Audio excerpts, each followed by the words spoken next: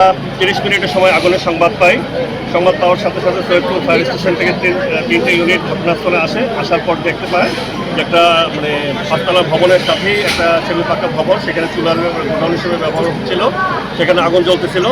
আগুন খুব দ্রুতই সাথে একটা 7তলা বিল্ডিং আছে, যেটা ঢাকা ব্যাংক আছে এবং ঢাকা মার্কেন্টাইল কোঅপারেটিভ ব্যাংক আছে। আগুন সেখানে ছড়িয়ে পড়ে, কিন্তু আগুন দ্রুত ছড়িয়ে পড়ার কারণে আমরা আমাদের যে পার্শ্ববর্তী আরও যে ফায়ার স্টেশন, সেখান থেকে মোট 8টি ইউনিট ঘটনাস্থলে আসে। আপনারা জানেন এই জায়গায় পানির খুব ক্রাইসিস ছিল, যার কারণে আমাদের অনেক ব্যাগ পেতে হয়েছে। আমরা অনেক দূর দূরান্ত থেকে আমাদের ফায়ার স্টেশনের গাড়িগুলো আসার পরে এগুলো চেক করে তারপরে সেখান থেকে আমরা এই স্থানীয় যে জনগণ আছে তাদেরকে সাথে নিয়ে আমরা আগুন নির্বাপনের কাজ শুরু করেছি, কাজ করতেছিলাম। এক পর্যায়ে শেষ পর্যন্ত 2টা 30 মিনিটের সময় আমরা আগুন সম্পূর্ণরূপে নির্বাপন করতে সক্ষম হই। তবে এখানে আমাদের কাছে এখন পর্যন্ত কোনো আহত বা নিহত কোনো সংবাদ নাই। আগুন লাগার যে কারণ, সেটা এক একজন এক এক ধরনের কথা বলতেছে, যার কারণে আমরা এখনও সেটা করছি না। আমরা আমাদের লোক বিভিন্ন সোর্স থেকে আমরা তথ্যপাত্র নিয়ে আমরা সেটা বলতে পারবো যে প্রকৃতপক্ষে আগুন লাগার কারণটা কী। আর আগুনের ক্ষয়ক্ষতি এই মুহূর্তে সম্পূর্ণরূপে বলা সম্ভব হচ্ছে না।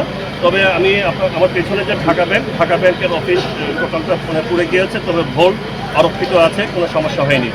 আর উপরে যে মার্কেন্টাইল কোঅপারেটিভ ব্যাংক আছে, সেটা তেমন কোনো সমস্যা হয়নি, জাস্ট অল্প কিছু কাগজপত্র করা গিয়েছে, এছাড়া কোনো সমস্যা নেই। এই ছিল আমাদের বক্তব্য।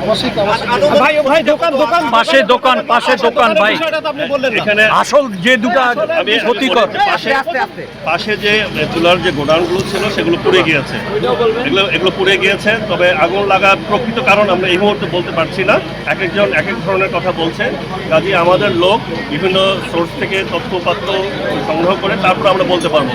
এবং আগুন লাগার কারণে এই যে ক্ষয়ক্ষতি এবং উদ্ধার, সেটাও এই মুহূর্তে আমরা নির্ভর করতে পারছি না। আপনারা দেখেছি কিছুক্ষণ আগেই আমরা নির্বাপন কাজ শেষ করেছি মাত্র। দোকান ঘর কয়টা পুড়ে গেছে? আমরা এখন জাস্ট 2-3টা এখানে তুলার গোডাউন ছিল, দোকান ছিল, এগুলো পুড়ে গিয়েছে, সেমি পাকা যেগুলো ছিল। এই ছিল আমার কাছে। ঠিক আছে, মোহাম্মদ আনোয়ার পরিচালক, ফায়ার সার্ভিস ও সিভিল ডিফেন্স, রংপুর বিভাগ, রংপুর। আনোয়ার ভাই, মোট যে 8টা ইউনিট, তার মধ্যে সৈয়দপুরের 3টি আর বাকি আমি সৈয়দপুর থেকে 3টে আসছে, তারপর হচ্ছে ইপিজেড থেকে একটা আসছে, নীলফামারী থেকে একটা আসছে, তারাগঞ্জ থেকে 2টা আসছে এবং পার্বতীপুর থেকে একটা আসছে। আর আমাদের যে অফিসার যারা আছে সেগুলো ধরে নিই আমরা, জাস্ট যেগুলো আগুনে অংশগ্রহণ করেছে সেগুলো ধরেছি।